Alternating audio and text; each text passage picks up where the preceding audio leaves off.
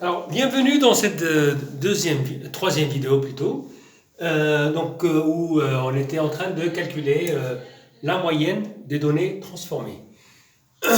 Après avoir défini bien sûr la moyenne de données brutes ou de données groupées. Alors, ce que j'ai oublié de dire concernant cette moyenne arithmétique ou moyenne empirique, c'est que les qualités qu'elle a, c'est qu'elle est facile à calculer. Vous voyez que il suffit de faire la somme sur n, et elle donne cette information globale centrale, on va dire.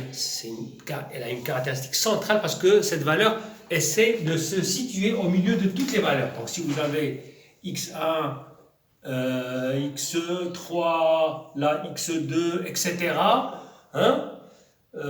donc toutes les valeurs là. Alors la moyenne est bien sûr est dans une position centrale, c'est-à-dire qu'elle va essayer à être le plus proche à toutes les valeurs à la fois. Donc c'est ça qui lui donne cette caractéristique à tendance centrale, on va dire.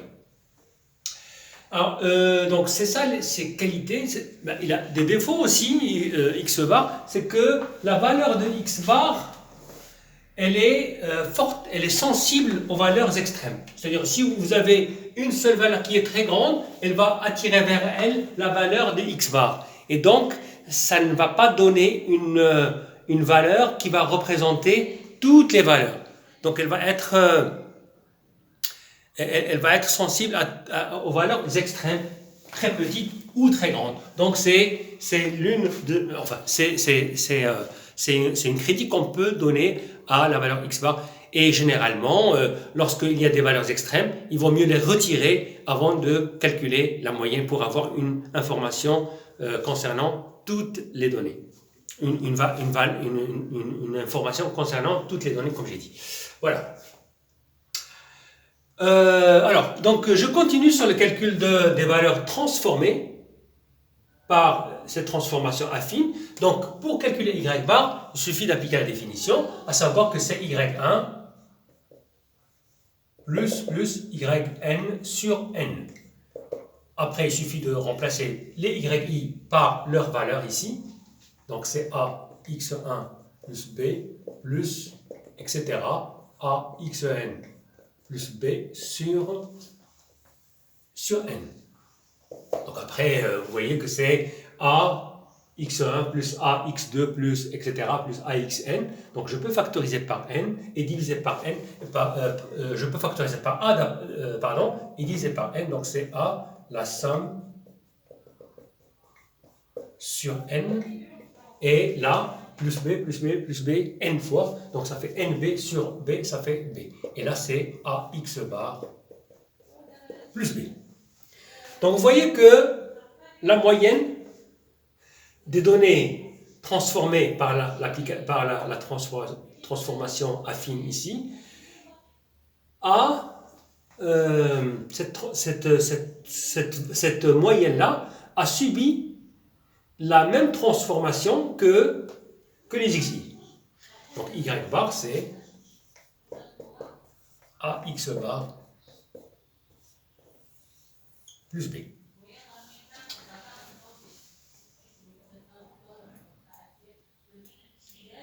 Donc après,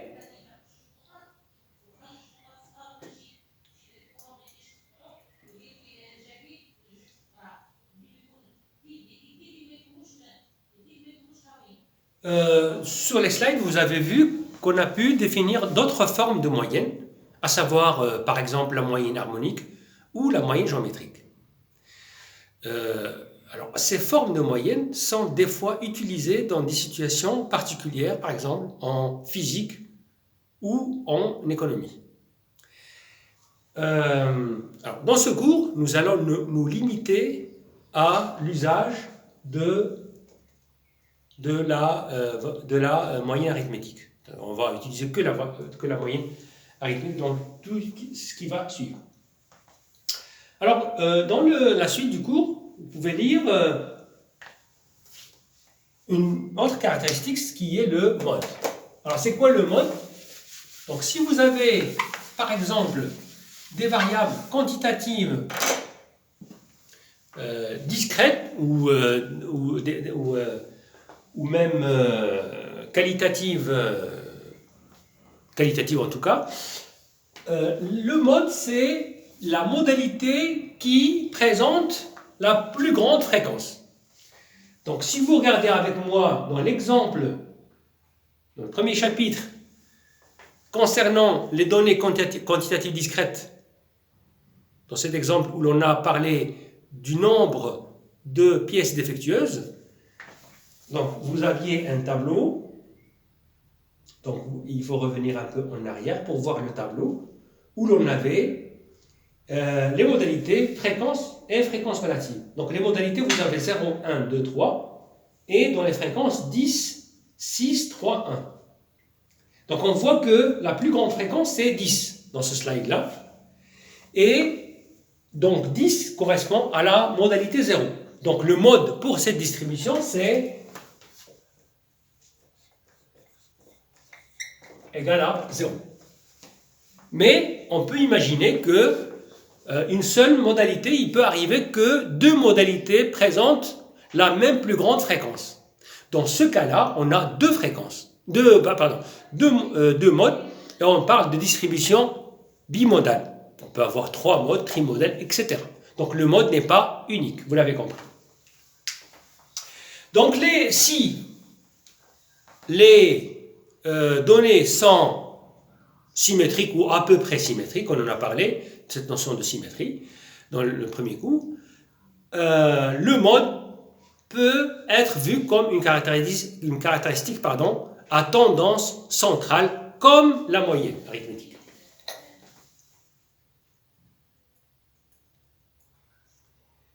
Donc là, je vais continuer. Donc le mode, c'est ça, donc on l'a défini. Alors, lorsqu'on a des données groupées relatives à des données quantitatives continues. Et on a des données groupées, donc comme j'ai dit. Alors si on n'a pas les données brutes, on ne peut pas avoir le mode. Donc on n'a que des données groupées. Comment faire pour déterminer le mode? Donc à ce moment-là, on va parler de classe modale. Donc c'est quoi la classe modale?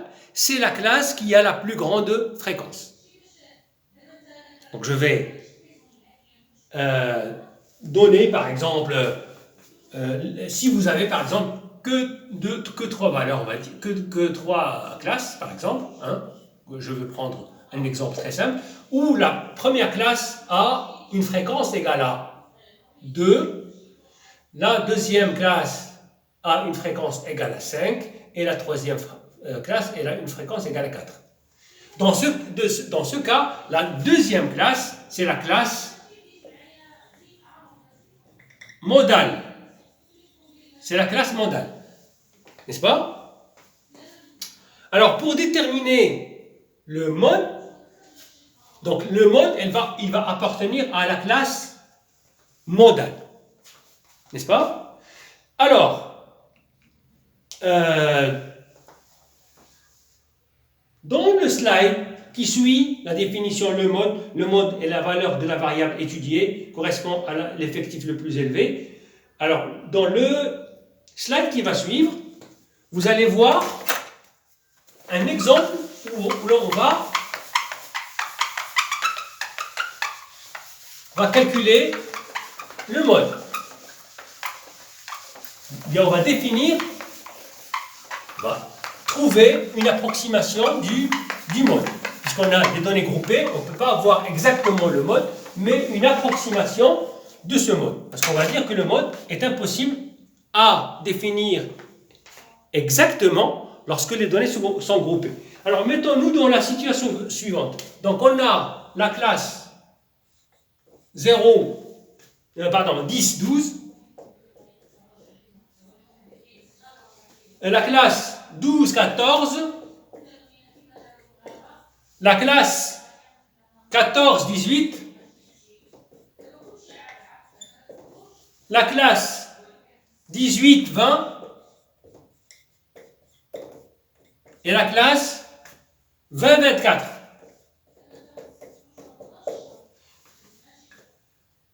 Et les fréquences, donc là c'est classe NI, donc c'est la fréquence, AI, c'est l'amplitude de la classe. Donc là, par exemple, j'ai les fréquences 20, 40, 52, 10 et 8, n'est-ce pas? Donc, je vais, dans ce cas précis, vous voyez que les classes n'ont pas la même amplitude. Donc, c'est un exemple, un bon exemple, parce que les classes n'ont pas la même amplitude. On a l'habitude, dans ce qui s'est, donc, avant, de travailler que sur des données groupées où les classes ont la même amplitude. Là, c'est différent. Alors, dans le calcul du mode, ou l'approximation du mode pour des données groupées, nous allons, dans le cas où les classes n'ont pas la même amplitude, on va être obligé de corriger les fréquences. Alors, donc on va calculer des fréquences corrigées, N', donc N'1, ça va être la fréquence corrigée de cette classe. Alors, comment on calcule la fréquence corrigée, donc en général, N', c'est la fréquence absolue, initiale qu'on avait, divisée par combien de fois cette amplitude est plus grande que la plus petite fréquence. Ça veut dire AI sur A. Donc AI, c'est l'amplitude de la classe I, et A, c'est l'amplitude élémentaire, c'est-à-dire c'est la plus petite amplitude. Donc ici, A c'est quoi? Donc l'amplitude c'est quoi? C'est 2. Pardon, là c'est 2. Là c'est 4. Là c'est 2. Et là c'est... Alors là je me suis trompé parce que c'est 20, 24. Et là c'est 4. Donc la plus petite amplitude c'est 2. A égale 2 dans cet exemple-là. Et donc je vais, donc pour la plus petite classe, pour les classes qui ont amplitude 2, ici la fréquence modifiée ne veut pas être différente de la fréquence initiale, parce que je vais avoir A sur A, c'est 1. Donc voilà, donc ici puisque c'est 2, c'est la plus petite fréquence, donc là la fréquence, je dois renseigner, si vous voulez, les fréquences. Là c'est 2, là c'est 2. Enfin, c'est les amplitudes, pardon, c'est pas les fréquences, c'est les amplitudes. Là c'est 4, là c'est 2, et là c'est 4. Donc, pour toutes les amplitudes où ça correspond à la plus petite, la fréquence modifiée ne va pas changer. Donc là c'est 20, là c'est 40, là c'est 10, et là ça va changer puisque ici c'est 2 fois plus grand, n'est-ce pas? Donc les effectifs de ces classes vont voir leur valeur divisée par 2, parce que c'est 2 fois. Donc c'est 4 sur 2, ça fait 2, donc c'est NI sur 2. Donc je vais diviser 52 par 2, ça fait 26. Et là, 8 par 2, ça fait 4. N'est-ce pas? Donc voilà. Et je peux tracer l'histogramme.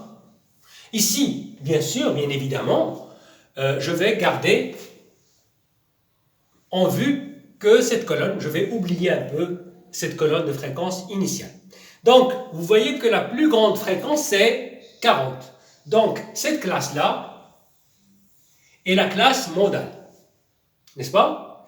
Et dans cette classe modale va exister le mode, et nous allons donner une approximation à ce mode. Je sais que le mode est là, mais je ne peux pas mettre la main sur la valeur exacte.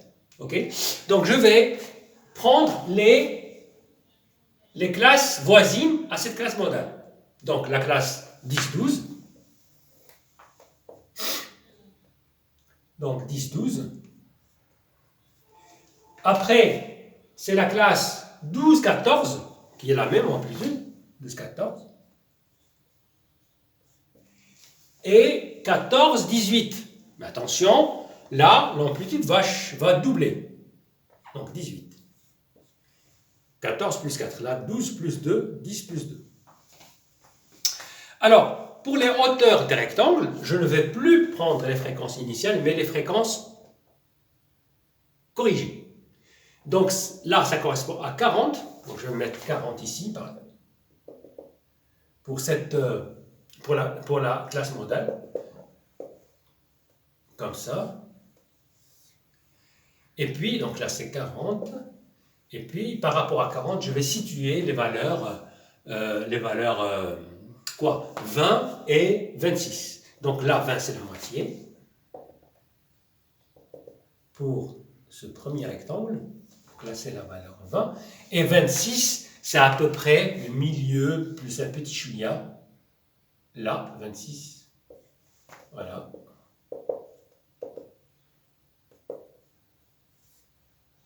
Pour la classe voisine supérieure, bien de droite. OK? Alors, comment va-t-on faire pour déterminer une approximation du mode? Alors, je vais tracer un segment qui va passer par ce point A et ce point D. Là, je vais appeler B, ce point-là. Et ce point, je vais l'appeler le point Q.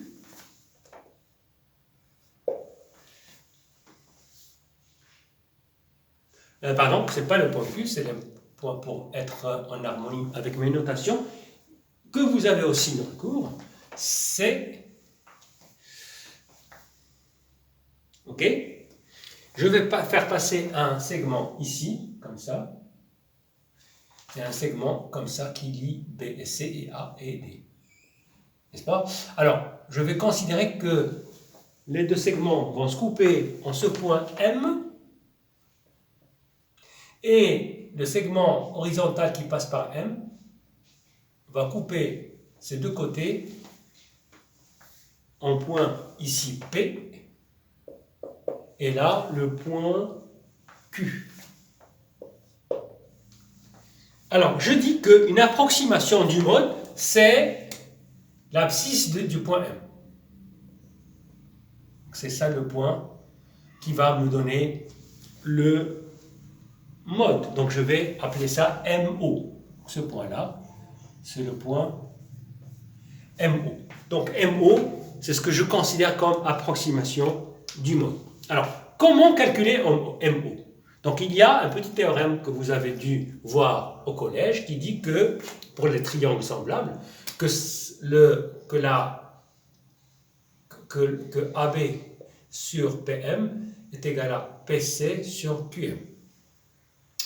Donc, concernant donc, si vous avez un petit frère au collège, il va vous rappeler, vous faire un petit rappel sur les propriétés des rectangles, des triangles semblables. Pardon.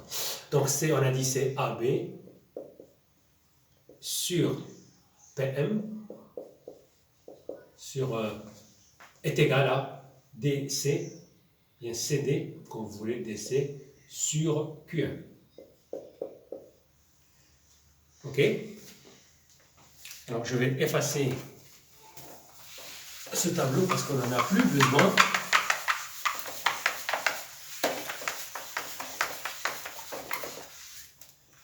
Et donc ça va me permettre d'avoir la distance MO, c'est-à-dire la valeur de MO finalement.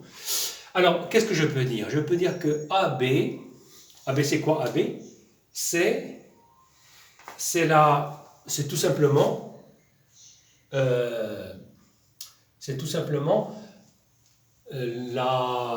l'amplitude de la classe modale, n'est-ce pas? Et donc AB c'est donc pour être en harmonie, donc c'est pardon, AB, c'est ça, c'est pas ça. C'est pas l'amplitude, pardon, c'est AB, c'est l'excédent. Hein, c'est l'excédent de la classe en effectif, de la classe modale par rapport à la classe voisine de gauche. N'est-ce pas? Et donc, je vais appeler cette distance delta 1. Et cet excédent-là, par rapport à la classe voisine de droite, je vais appeler cet excédent-là delta 2, n'est-ce pas? Et donc, AB, c'est delta 1, n'est-ce pas? Donc, delta 1 sur PM, donc PM c'est quoi? C'est MO, n'est-ce pas? Moins, donc c'est MO moins cette distance-là. C'est MO moins, alors cette distance c'est... Donc je vais appeler cette distance-là I, donc c'est la borne inférieure de la classe modale, et là c'est S. Donc c'est MO moins I, ça va me donner ça, MO moins I. Donc MO moins I égale delta 2, c'est DC, c'est delta 2, l'excédent, par rapport à la classe voisine droite, sur QM. Alors QM c'est quoi? QM c'est MO, toujours, ou alors c'est S tout simplement, c'est S moins I, n'est-ce pas? C'est S moins I, ça va me donner, attendez parce que là je raconte n'importe quoi, excusez-moi, alors sur QM, alors QM c'est ça, n'est-ce pas? Donc c'est S moins MO, c'est bien ça, c'est ça, S moins MO. Mais c'est quoi S? C'est quoi S? C'est I plus cette distance-là. Et cette distance-là, c'est quoi? C'est l'amplitude de la classe modale. N'est-ce pas? Donc c'est égal delta 2 sur S, on a dit c'est I plus l'amplitude de la classe modale, je vais l'appeler A moins MO. Moins ce MO là. Donc, cette égalité, ça égale à ça, va me permettre d'évaluer la valeur MO. Donc, MO, ça va être quoi? Ça va être I plus, c'est-à-dire, c'est la borne inf de la classe modale, plus A fois delta 1 plus delta 2. Alors, vous voyez que si l'excédent, cet excédent-là est égal à cet excédent-là, c'est-à-dire si delta 1 égale delta 2, donc on va avoir, par exemple, ce point-là, et lorsque je fais les deux segments, je prends l'intersection va tomber au milieu. Et c'est ce qu'on va remarquer ici, si delta 1 égale delta 2, je vais avoir ici A sur 2. Donc c'est I plus A sur 2, c'est-à-dire je vais être au milieu. Donc c'est une relation qui tient la route. Et voilà.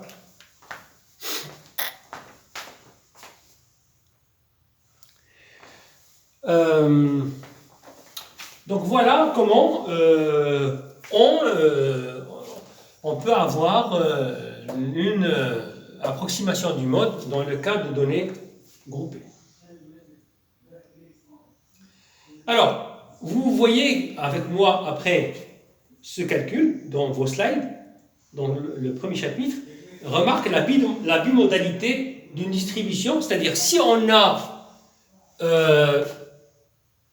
deux modes, c'est-à-dire deux classes modales par exemple, donc on a deux modes, ça veut dire qu'en général, il y a une indication forte du fait que la distribution de la variable dans la population n'est pas normale, par exemple. Donc, cette question de normalité, c'est quoi la loi normale? On va le voir après, dans ce cours. La bimodalité d'une distribution peut fournir une information importante quant à la nature de la variable étudiée. Cependant, dans la plupart des cas, la bimodalité indique que l'échantillon n'est pas homogène. Ça veut dire que lorsque vous avez pris x1 jusqu'à xn qui vous a permis d'avoir les données groupées et ensuite les histogrammes, ces données-là peut-être que ils viennent de deux populations qui ne sont pas les mêmes. C'est-à-dire il y a un mélange de distribution.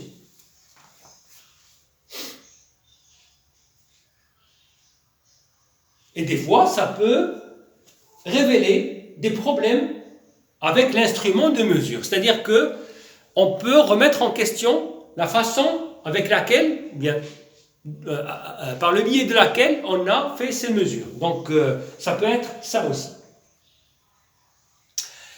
Donc, voilà, c'est un exemple. Le mot, c'est un exemple de données de caractéristiques à tendance centrale. Alors, une autre caractéristique à tendance centrale, c'est ce qu'on appelle le midrange.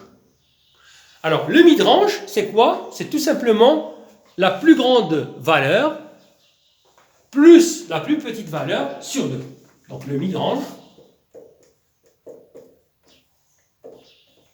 comme vous pouvez le voir dans le slide dans la suite, c'est la plus petite valeur x1 plus x2 plus xn sur n. Donc x1, avec cette parenthèse-là, c'est la plus petite valeur. xn, avec parenthèse-là, c'est la plus grande valeur sur 2. Dans le cours, on a noté plus petite valeur plus plus grande valeur sur 2. Donc vous voyez que c'est une valeur, c'est une caractéristique à tendance centrale aussi, comme la moyenne arithmétique et comme le mode dans le cas de données symétriques ou presque symétriques. Alors après, c'est pas souvent suffisant de caractériser un ensemble de données par des caractéristiques à tendance centrale. Alors, je vous donne un petit exemple. Alors, supposons que vous avez les valeurs, par exemple, 9, 10 et 11. Donc, x1, x2, x3. Alors, si on calcule la moyenne ici, on va trouver c'est 9 plus 10 plus 11 sur 3, ça fait 10. Alors, si je fais maintenant, je prends une autre distribution de données et j'ai par exemple la valeur 0, 10 et 20. Alors, ça y1, y2, y3.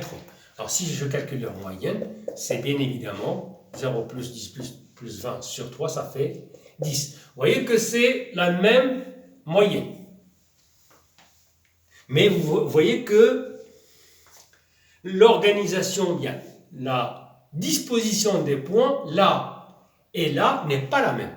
Là, vous voyez que les points sont proches de leur moyenne 10, 9 est proche de 10, 11 est proche de 10, mais là, les valeurs sont trop loin de 10 et pourtant, ils ont la même moyenne. Donc, nous allons introduire une notion nouvelle qui va tenir compte, ou bien qui va caractériser cette histoire de disposition de moyenne par rapport à des valeurs, la disposition des valeurs xi par rapport à leur moyenne. N'est-ce pas? Et donc, on va, par exemple, dire, nous allons, par exemple, prendre en considération les distances entre ces valeurs-là et leur moyenne. Donc, je vais prendre, par exemple, 9 moins 10, plus 10 moins 10, ça fait 0. Mais je l'écris quand même, plus 11 moins 10. Donc, à chaque fois, je prends la valeur et je retranche 10 pour tenir compte de la moyenne. Pour essayer de donner une caractéristique qui va donner l'information sur comment les valeurs sont dispersées autour de leur moyenne. Mais là, je vois que c'est moins 1, plus 0, plus 1. Ça fait 0. Et là, si je fais la même chose, je vais trouver 0 moins 10, plus 10 moins 10, plus 20 moins 10, ça va donner moins 10 plus 10, ça va donner aussi 0. Et donc, ça ne m'avance pas trop. Parce qu'il y a des compensations. Des compensations, c'est-à-dire il y a des moins et des plus, et finalement, on a des zéros ou des valeurs très petites. Alors, qu'est-ce que je fais? Pour ne pas avoir de compensation, pourquoi ne pas mettre des carrés comme ça je suis sûr d'avoir des valeurs que je n'aurai pas de compensation, et ça peut me donner quelque chose qui va caractériser cette dispersion des xi autour de leur moyenne x bar ou y bar. Alors là, je vais avoir au carré, ça fait 2. Hein? C'est bon. Alors, si je fais la même chose ici, alors c'est 0 moins 10, c'est moins 10 au carré, ça fait 100. Plus 10 moins 10 au carré, ça fait 0. Et plus 20 moins 10 au carré, ça fait 100. Et là, ça fait 200. Eh ben, c'est bien. Cette valeur est trop grande, et parce que les distances entre les xi et leur moyenne est grande. Et là, ces deux, c'est plus petit. Et c'est bien parce que ça reflète bien cette situation puisque les distances sont petites. Et donc voilà, je m'approche à quelque chose qui caractérise la dispersion. Alors, au lieu de prendre juste la somme des carrés, des écarts, je vais diviser par 3. Alors, pourquoi par 3? Parce que j'ai trois valeurs. Hein? Donc, c'est une moyenne de ces carrés d'écart. N'est-ce pas? Alors, comment je vais définir quelque chose qui caractérise la dispersion autour de la moyenne? C'est en divisant par n, c'est-à-dire en prenant la moyenne de x1 moins x bar au carré, plus x2 moins x bar au carré, plus xn moins x bar au carré. Donc, je peux écrire sous la forme concentrée, somme des xi moins x bar au carré, i allant de 1 jusqu'à n. Et donc, je vais appeler ça S carré, hein, de la distribution x, c'est-à-dire le x1, x2 jusqu'à xn. Et ce qu'on va appeler, on va appeler ça la variance des valeurs x1 jusqu'à xn. C'est la variance. Donc, c'est quoi la variance? C'est la moyenne. Pourquoi c'est une moyenne? Parce que c'est 1 sur n, et là, vous avez une somme de 1 jusqu'à n. Donc, c'est une moyenne des carrés, des écarts, des observations à leur moyenne.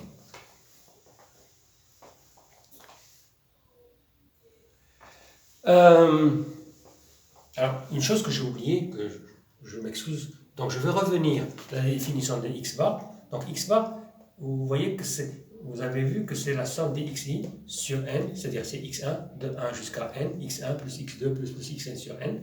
Alors, si les xi sont exprimés en mètres, vous voyez que x bar est aussi en mètres. Si elle est en kilogrammes, le x bar est en kilogrammes. C'est normal parce que c'est la valeur moyenne des valeurs